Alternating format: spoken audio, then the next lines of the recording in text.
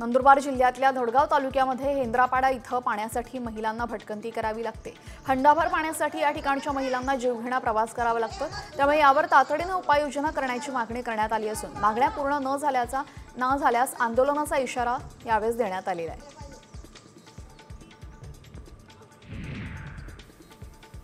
संभाव्य दुष्काळी परिस्थिती लक्षात घेता सांगली जिल्ह्याला 109 टँकर पुरवण्याची जिल्हाधिकाऱ्यांनी तयारी दर्शवलेली आहे। दुष्काळी परिस्थिती हाताळण्यासाठी जिल्हा प्रशासन सज्ज असल्याचं जिल्हाधिकारी अशोक काकडे यांनी सांगितले। जत आणि आटपाडी तालुक्यांमध्ये मोठ्या प्रमाणात टँकरने पाणी पुरवठा केला जातोय।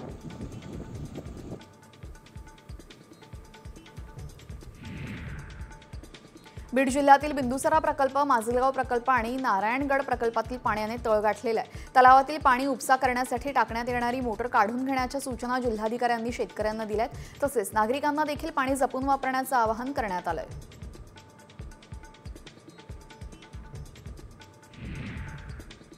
लातूरमध्ये पाणी पातळी गेल्या 2 महिन्यांमध्ये 2 मीटरने घसरलेली। इथल्या भूजल सर्वेक्षण यंत्रणेनं जिल्ह्यातील विहिरींचं निरीक्षण करून ही पाणी पातळी काढलेली आहे। गेल्या वर्षी पावसाने सरासरी ओलांडली होती, त्यामुळे पाणी पातळी चांगली होती। काही महिन्यांमध्ये पाण्याचा मोठ्या प्रमाणात उपसा होतोय, त्यामुळे पाणी पातळी खाली जाते असं दिसून आलेलं आहे।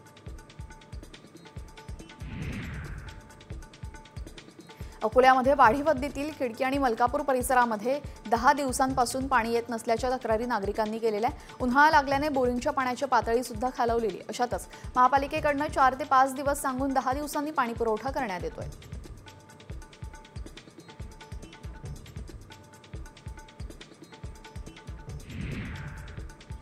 वाशिममध्ये नगरपालिकेकडून 5 ते 6 दिवसाआड पाणी पुरवठा होतोय, त्यामुळे नागरिकांना पाणी टंचाईचा सामना करावा लागतोय। नागरिकांना 1000 लिटर क्षमतेच्या पाण्याच्या टाकीसाठी तब्बल 250 रुपये तर 3000साठी 400 ते 450 रुपये मोजावे लागतात।